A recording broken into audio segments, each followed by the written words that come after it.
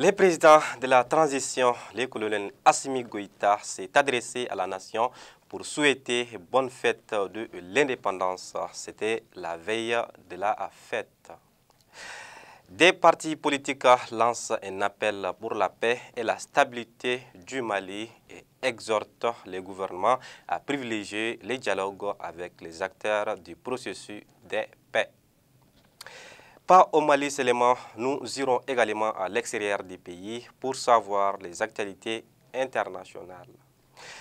Nous parlerons aussi d'une remise des dons alimentaires faite par l'ONG Yelensou. Voici les titres tout de suite pour les détails. Mesdames et messieurs, bonsoir et bienvenue dans ces 19h. Comme je disais tantôt, à l'occasion du 63e anniversaire de la fête de l'indépendance du Mali, le président de la transition, le colonel Assimi Goïta, a tenu un discours à la veille pour souhaiter bonne fête de l'indépendance à tous les Maliens. La lutte contre l'insécurité et l'injustice était au centre de son discours. Ensemble, suivons un extrait de son discours. Maliens, mes chers compatriotes, demain 22 septembre 2023, le peuple malien célèbre le 63e anniversaire de l'indépendance de notre pays. Le premier sous la 4e République.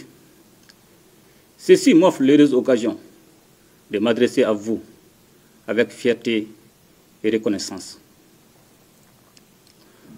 En ces jours de souvenirs, nous rendons hommage au président Mourbo Keïta, à ses compagnons, à tous les martyrs qui ont, par leur lutte mémorable, conduit le Mali à sa libération et tracé la voie de la souveraineté.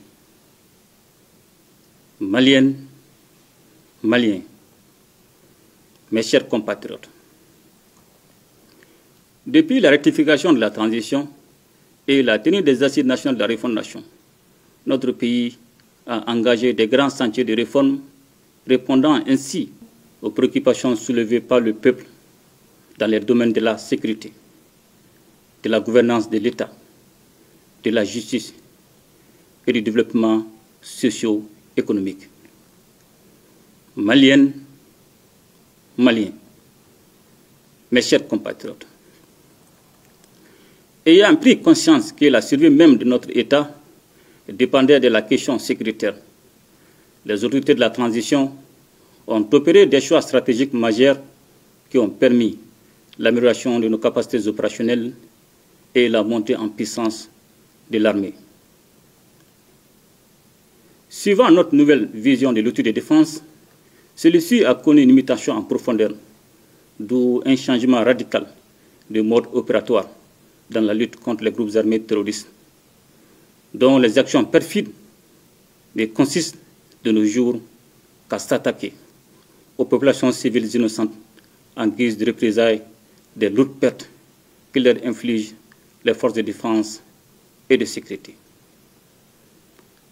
En témoigne la dernière attaque lâche et barbare contre le bateau Tombouctou dans la localité de Bamba.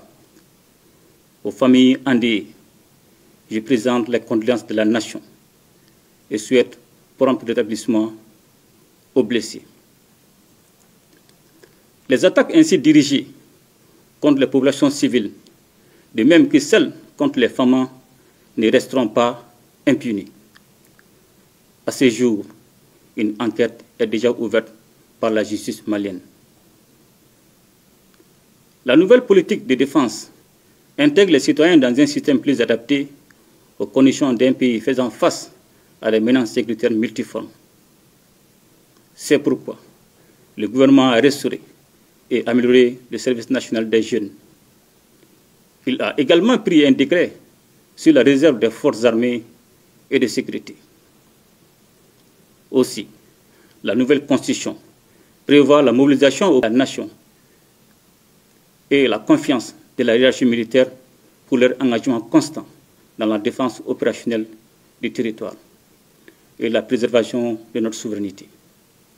En définitive, je salue la sagesse et la détermination du peuple malien dans toutes ses composantes, sans lesquelles les bases institutionnelles du Mali Koura auraient difficilement pu être érigées.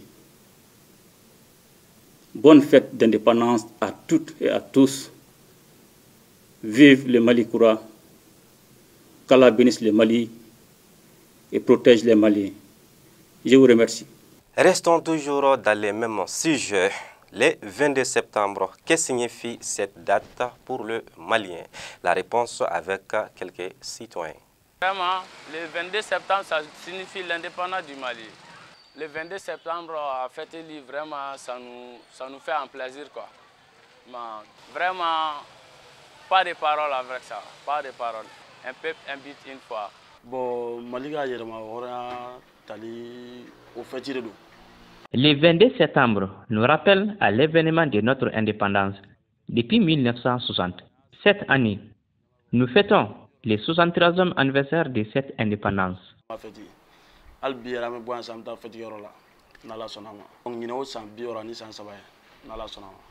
Le 22 septembre, vraiment, c'est quelque chose qui est très très important.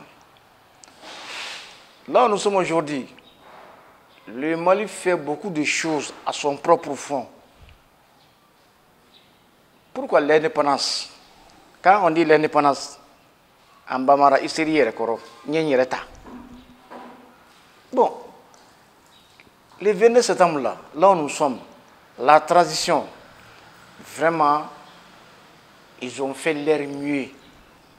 On peut battre sans quelqu'un. C'est ça qui est l'indépendance du 22 septembre. Quelqu'un qui peut faire ce qu'il veut dans son pays. Il dit ce qu'il veut dans son pays. Mais il a son indépendance.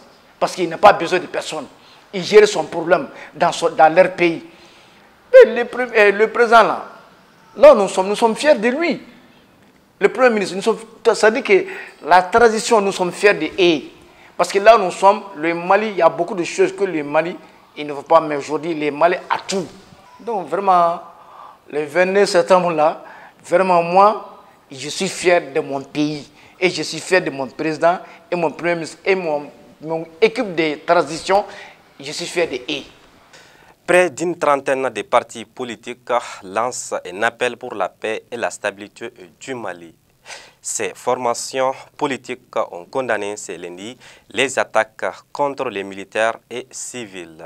Elles exhortent le gouvernement à privilégier les dialogues avec les acteurs du processus de paix. Commentaire. Cette déclaration, appel pour la paix et la stabilité au Mali, a été signée par une plateforme de 27 partis politiques. Mais l'initiative est de l'IRD, Union pour la République et la démocratie.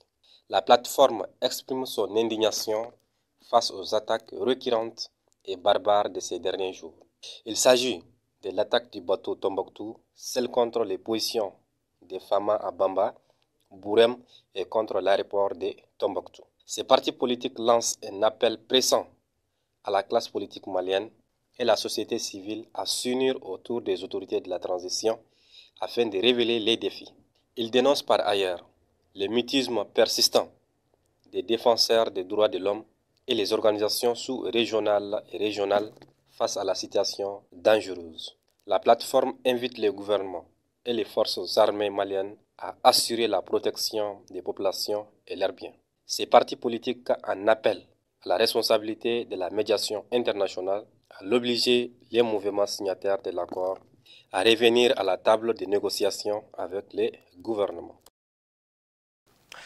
À présent, faisons un tour à l'extérieur du pays pour s'enquérir des actualités internationales. Maïmouna Maïga. Pour commencer, au Sénégal, le choix de Macky Sall à la personne du Premier ministre Amadou Ba pour la présidentielle ne fait pas l'unanimité au sein de la coalition au pouvoir, Benno Bokk Yakaar. Alors que le chef de l'État, Macky Sall, a annoncé qu'il ne briguerait pas un nouveau mandat et porté son choix sur Amadou Ba. Des membres de la coalition ont depuis décidé de ne pas le soutenir. Aussi, le président de la Guinée, le colonel Mamadi Doumbouya, a livré jeudi 21 septembre son tout premier discours devant l'Assemblée des Nations Unies. Le président de la transition guinéenne, Mamadi Doumbouya, a donné son point de vue sur les causes de l'épidémie de coup d'État qui frappe le continent africain ces dernières années et adressé un message à la CEDEAO.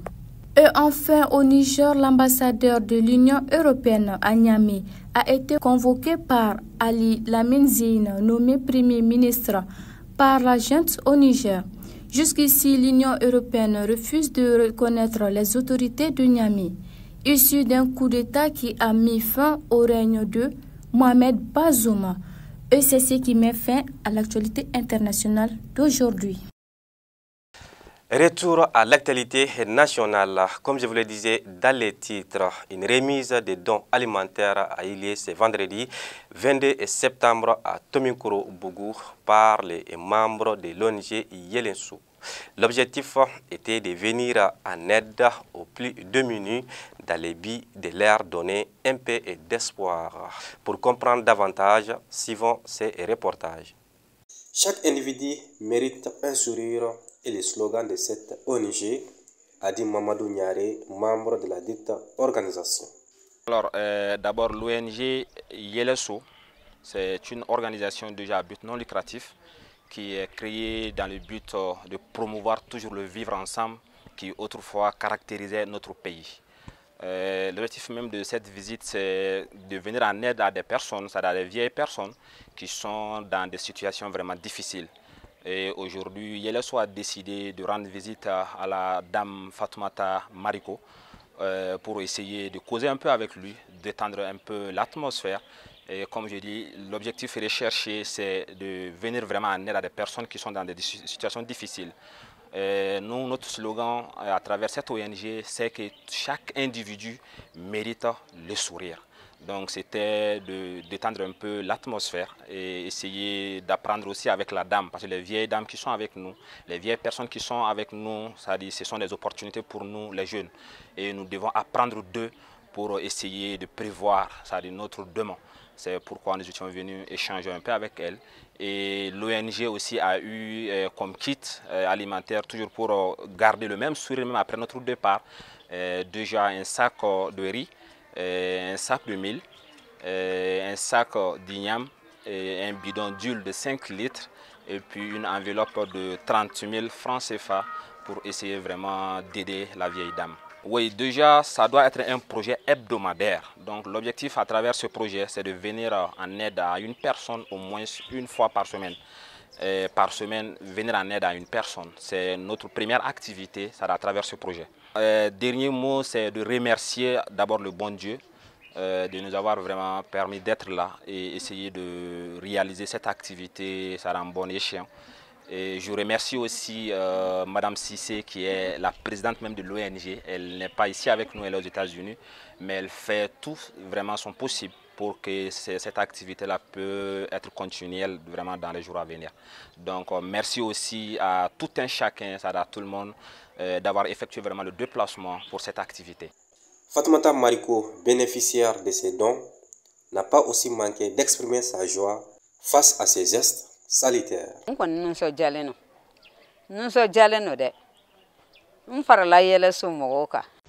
Je suis très heureuse de recevoir ce geste salutaire de la part de cette ONG. Et le mot me manque vraiment pour exprimer cette joie immense à ses membres. Que Dieu paye ses membres et les bénisse. Merci beaucoup. À